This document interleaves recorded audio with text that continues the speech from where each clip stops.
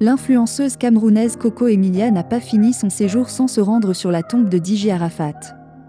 Pour plus d'informations après le générique. Avant de commencer, n'oubliez pas de vous abonner et d'activer la cloche de notification car cela va vous permettre de ne plus manquer à nos prochaines vidéos. C'est parti!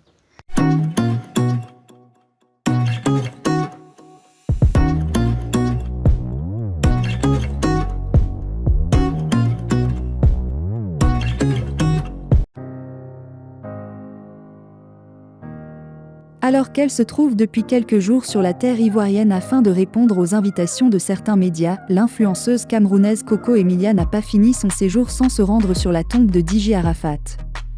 En instance de divorce avec son mari Francis Mwamba, la belle influenceuse Coco Emilia a été récemment reçue sur la chaîne ivoirienne Live TV pour donner quelques détails sur les problèmes qui secouent son mariage. Elle a également profité de l'occasion pour s'exprimer sur ses rapports avec l'ancien roi du coupé-décalé Arafat Dj, qui lui a même donné son sobriquet biscuit de mer. Je me rappelle un jour, nous étions tous ensemble, de Bordeaux, Arafat et moi, et je crois qu'Arafat avait un showcase et il me dit « Tes histoires de Mami Water là, c'est fini ». Vous savez, à l'époque, on m'appelait Mami Water, un nom qu'on m'a attribué sur internet. Puis le feu Arafat dit « Tu es maintenant biscuit de mer ».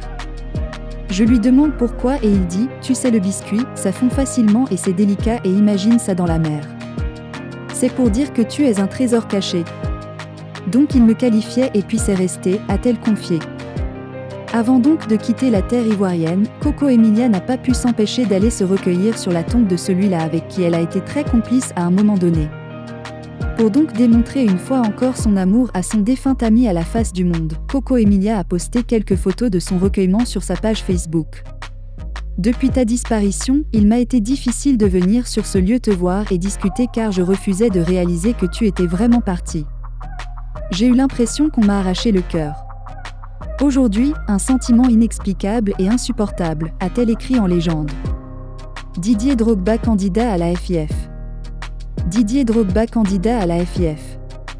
Vers la victoire de Didier Drogba. Les peuples méritent leurs dirigeants.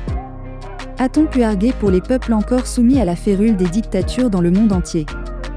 Comment l'Afrique et ses fils comprennent-ils la liberté? Souffrent-ils seulement du fait des autres, dirigeants autocrates, systèmes incohérents et illisibles ou engrenages socio-historiques liés aux pactes coloniaux et autres arnaques du libéralisme sauvage à l'occidental? Tel un refrain, nous avons souvent repris l'idée de Paulo Freire qui est convaincu que l'opprimé se détermine rarement, si ce n'est jamais, en sa propre faveur dans la lutte pour sa survie qui consiste à agir en vue d'échapper aux griffes de l'oppresseur. Dans le jeu trouble des élections à la Fédération ivoirienne de football de ce samedi 23 mars 2022 qui s'est tenu à Yamoussoukro qui déniaise plus d'un citoyen ivoirien, nous trouvons toutes ces préoccupations au centre du débat.